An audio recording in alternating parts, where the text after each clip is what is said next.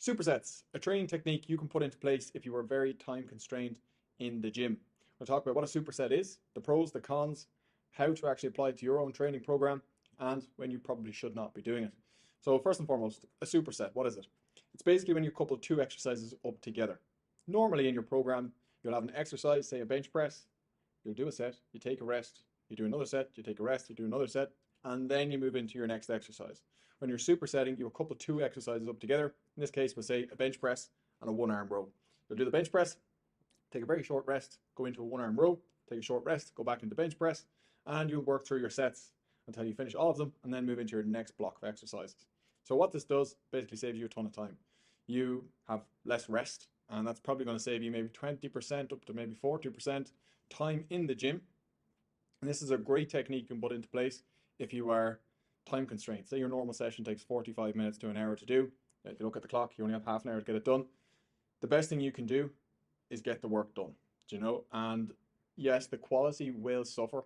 You won't be able to lift as much weight, and that is one of the cons. But in this case, the quantity trumps the quality somewhat. You're better off getting the work done, regardless of the fact that your quality isn't going to be as good. And that is the con. That's the biggest con. The reason why we don't superset all of your programs and save you a ton of time is because it's not going to be as effective for building muscle or strength. You are better off taking longer rests and then going back in to give it your all. That's how you're going to get the most out of your training. Now, when supersets are needed, that's when you do them. But for the large majority of your training, where possible, you're trying to do straight sets. Like I said, the bench press, take a break, bench press, and work your way through it like that. There's another con to using supersets, and that is that it is of a higher intensity and it can lead to a spike in cortisol levels. And this is not a major factor to consider. It's more so for your coach. If you're someone that's highly stressed, you do a lot of cardio, you do a lot of HIIT style training, a lot of Tabata, high stress job, high stress household, HIIT training may not be the best option for you because it can trigger that cortisol response, and you just don't want more stress on top of the stress you already have. So in that case, you would actually get a better training effect if you did take longer rest periods and then just blast through your training session. So how does this apply to you when you're doing a session? You know you only have half an hour to get it done. You open up your app and you see, right, these are all the exercises I have in front of me. Which exercises can I superset to get the job done faster? Well, when you're picking exercises to superset, I want you to remember that best practice is for you to pick opposing muscle groups. So that's, you could do a bicep exercise with a tricep exercise. You could do a horizontal pushing exercise with a horizontal pulling exercise.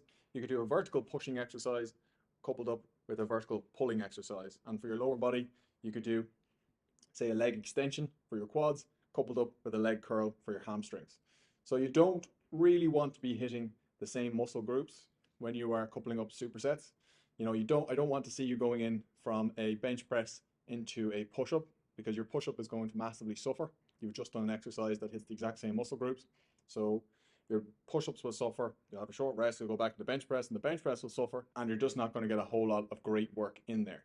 So remember, opposing muscle groups is the best way to go about it. Or you can think about upper-lower exercises. So you can basically couple up any upper body exercise with any lower body exercise, and that should be totally fine for most cases. When you are doing supersets, there's really two ways you can go about it. You can do exercise 1, straight into exercise 2, take a dedicated rest, and then repeat, go back into exercise 1. Or you can do exercise 1, take a short rest, then go into exercise 2, take a short rest, go back into exercise 1, and go through it that way. And that style of supersetting would be my preferred method. It's where you're taking a nice short rest between each exercise, because for the most part, you'll be able to perform better on both of those exercises. That's up to you. You can trial both and see which one you prefer. There's one more thing I just wanted to talk about with supersets. There are some exercises that just don't suit supersetting. If you've ever done a very hard set of Bulgarian split squats, Romanian deadlifts, conventional deadlifts, squats, or bench presses, you mightn't really want to do another exercise with that. They're bloody hard. The only thing you want to do after doing a set of Bulgarian split squats is lie down and cry. So to then go in and do a set of push-ups after that, it's just going to be a disaster. So you'll know these exercises anyway. Once you get stuck into the gym, you'll know which exercises really, knock the wind out of your sails, and which exercises you think you'll be able to couple up. And you can just work it out like that. That's it for me. If you have any other questions or queries that come off the back end of this, please ask me or any coach on the team, and we'll get back to you right away. Thanks for listening. See you in the next one.